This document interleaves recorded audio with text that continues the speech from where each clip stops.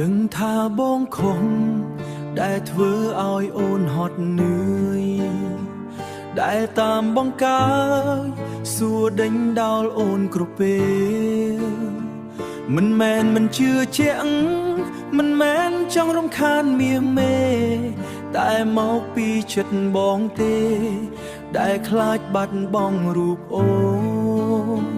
ពេលឃើញអូនក្បែរគេចិត្តបងហាក់ដូចភ្លើងឆេះទ្រូងខាងឆ្វេងនេះលោតញាប់រកប្រាប់មិនត្រូវខ្លាចគេល្អជាងបងខ្លាចអូនបដូរចិត្តផ្លាស់ផ្លូវទើបបងខ្លាយជាមនុស្សរញ៉េញ៉ៃបែបនេះដាក់ជីវ៉ាបងប្រច័ណ្ឌព្រោះស្រឡាញ់មិនមែនបងចង់ឆ្លោះឡើយសូមអូនកុំខឹងត្រាត្រើយលើកលែងទោសឲ្យបងផងណាចិត្តបងចង់អៀតបន្តិចព្រោះមានតែអូនពេញអរ៉ាខ្លាចនាងដតីមកជ្រែកស្នេហាខ្លាចនាងដតីមកជ្រែកស្នេហាឆក់យកអូនចេញពីបងបើមិនស្រឡាញ់បងក៏មិនខ្វល់បែបនេះដែរមិនតាមហួងហែង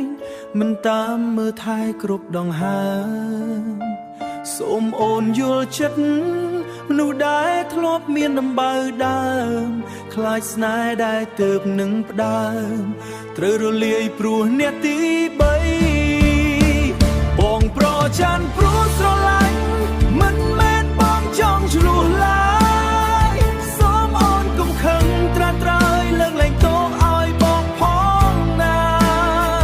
ចិត្តបងចង់អៀតបន្តិចព្រោះមានតែអូនពេញអរ៉ា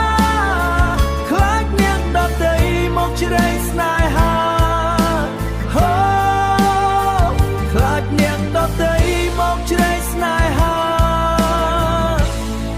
ឆក់យកអូនចេញពីបង